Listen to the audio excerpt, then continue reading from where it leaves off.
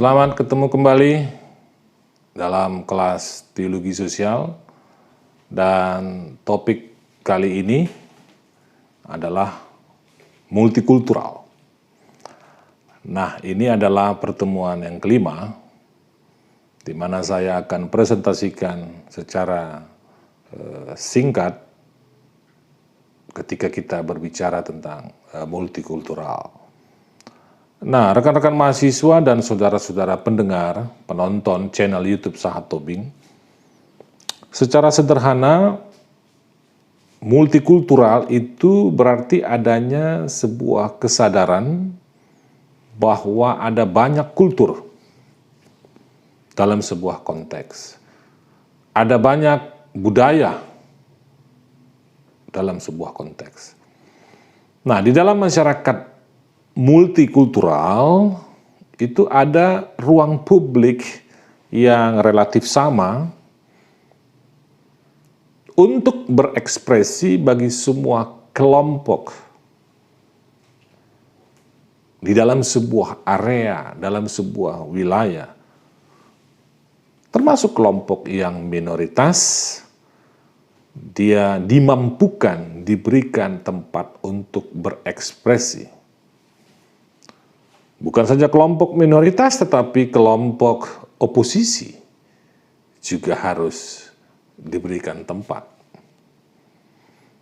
Nah, multikultural adalah sebuah ideologi dan sebuah wahana untuk meningkatkan derajat manusia dan kemanusiaannya.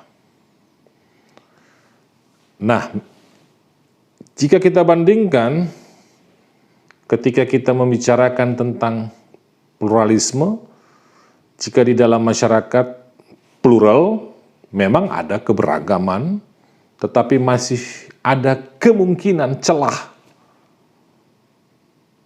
munculnya dominasi dan hegemoni dari kelompok mayoritas dan entitas elit terhadap kelompok yang lain yang mungkin saja minoritas, bahkan mungkin oposisi.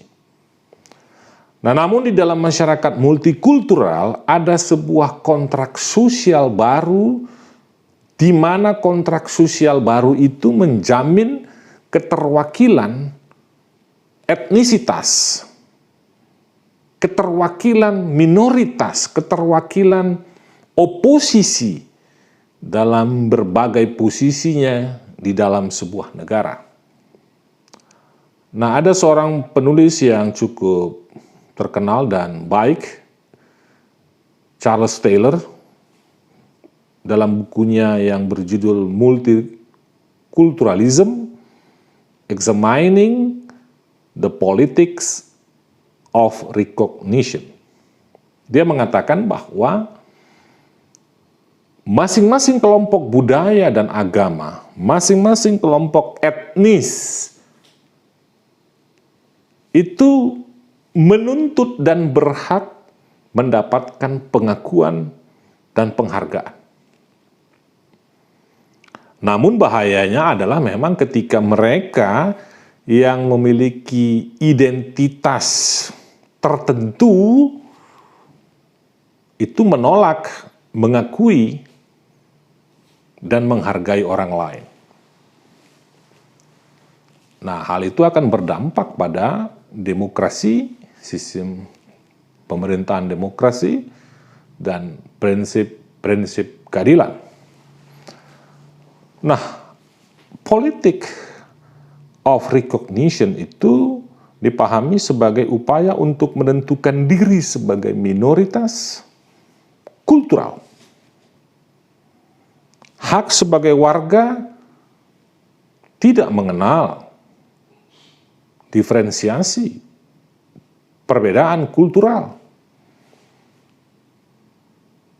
Nah, karena di dalam sebuah masyarakat liberal itu baik mayoritas dan minoritas itu tunduk di bawah hukum yang memperlakukan mereka secara sama.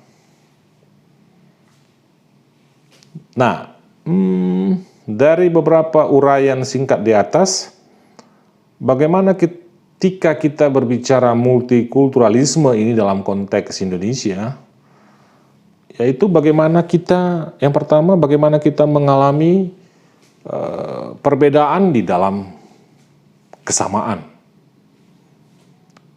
To experience difference in equality.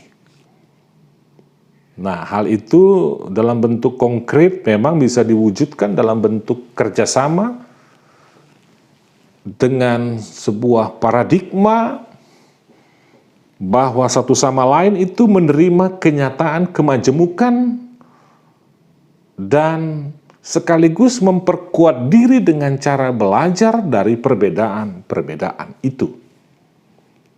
Bisa dipahami ya? Justru dengan kita berdialog dengan tema perbedaan-perbedaan, itu akan memperkuat diri kita. Nah, paradigma itu sering disebut sebagai multikulturalisme kolaboratif. Nah, sedangkan yang kedua, pendidikan pluralis multikultural dalam konteks Indonesia itu masih relevan, di mana ada kesadaran bahwa teologi semua agama itu memiliki asumsi dasar bahwa semua agama itu dapat menyumbangkan sesuatu, dapat memberikan sumbangan pikiran, tenaga, apapun itu. Karena tidak ada satu agama pun, satu etnis tertentu apapun, satu suku tertentu agama pun, itu yang menyelesaikan semua masalah.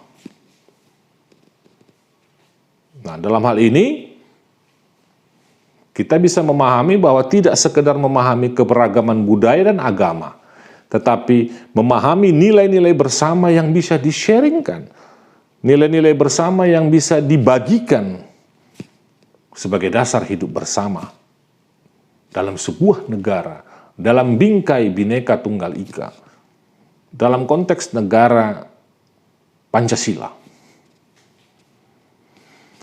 Nah, rekan-rekan mahasiswa dan para pendengar channel YouTube saya ini, di dalam kondisi masyarakat multikultural, ada kebijakan publik atau kontrak sosial yang mengatur atau menjamin keterwakilan etnisitas.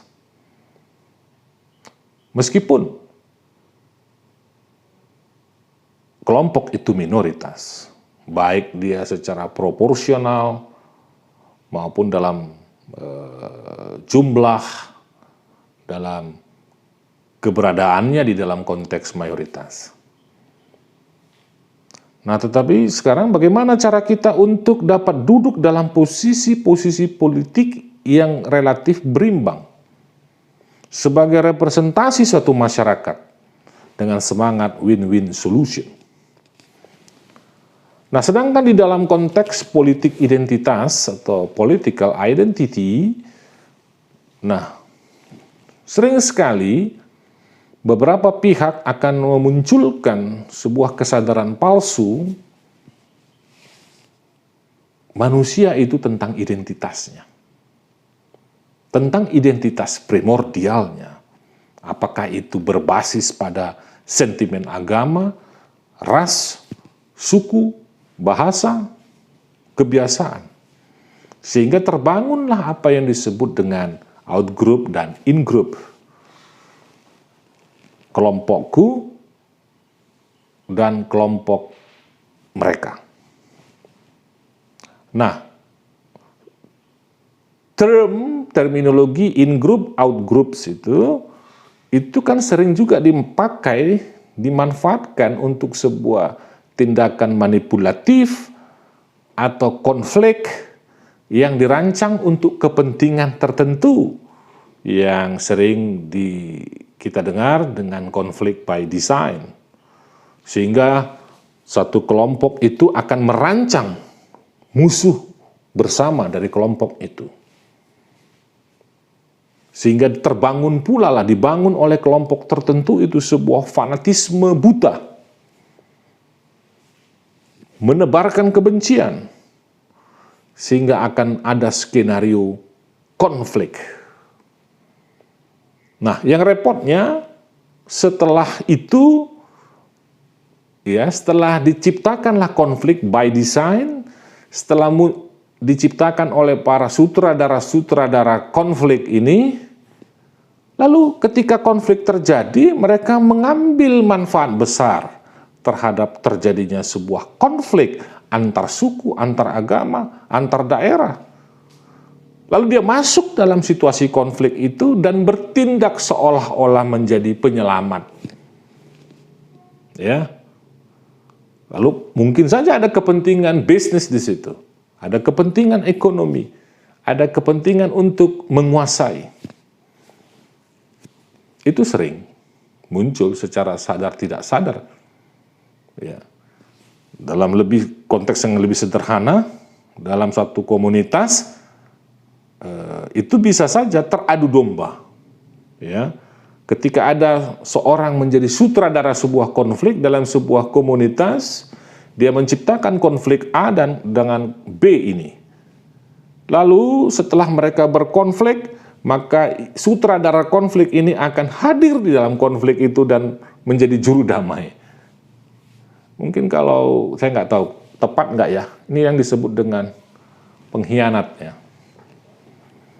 Kalau orang yang suka mengantar omongan A ke B, lalu dia menghantarkan omongan B kepada A sehingga A dan B menjadi konflik, lalu dia tiba-tiba menjadi penyelamat, juru damai. Serigala berbulu domba kali ya, itu. Ya. Nah, ini yang penting untuk menjadi sebuah kesadaran kita di dalam berteologi, dalam gereja, masyarakat, dan persekutuan apapun. Nah, mungkin kalau kita mengambil rujukan dari kitab suci kita, ada banyak di dalam kitab suci kita, di dalam Alkitab, narasi-narasi atau kisah-kisah yang mendemonstrasikan prinsip bahwa semua manusia itu sama-sama layak. Semua manusia itu setara. Nah, itu kan harus digunakan menjadi prinsip-prinsip. Ya. Dia harus dijadikan menjadi sebuah kondisi yang ideal, sama seperti ketika di dalam kitab suci ada prinsip kasih, misalnya kasih kepada sesama manusia. Ketika Yesus menceritakan sebuah perumpamaan tentang orang Samaria yang baik hati, kisahnya itu sendiri lebih kaya dari prinsipnya. Kenapa? Karena berisikan gambaran-gambaran sampai kepada hal-hal yang kecil mengenai kehidupan yang nyata, yang real ini. Dalam konteks Gereja Metodis Indonesia, terdiri dari pelbagai etnis. Nah, bagaimana ini semua menjadi sebuah kekuatan yang besar ketika kekuatan sumber daya dari etnis-etnis yang ada di dalam Gereja Metodis ini misalnya, ini dimanfaatkan untuk menjadi tenaga dorong sebuah pembaharuan gereja yang terus-menerus harus terjadi. Maka multikultural akan berhasil. Prinsip kesederajatan, kesetaraan, prinsip kasih akan menjadi kelihatan dengan jelas. Kalau misalnya kita juga melihat bagaimana gereja juga menggunakan kacamata multikultural ketika melihat orang di luar gereja yang mungkin saja berbeda dengan tradisinya. Bagaimana juga alam pikiran gereja, orang-orang yang ada di dalam gereja itu berada di dalam cara berpikir melihat orang itu setara, layak, sama-sama layak dengan saya. Maka dengan demikian gereja akan dikenang dalam sejarah sebagai gereja yang memberikan kenyamanan dan kesejukan bagi dunia ini. Jangan gereja menjadi sumber masalah dan pencipta masalah, lalu tiba-tiba menjadi juru damai. Kita jangan ambil posisi itu. Demikian perkuliahan kali ini. Sampai bertemu, Tuhan memberkati kita.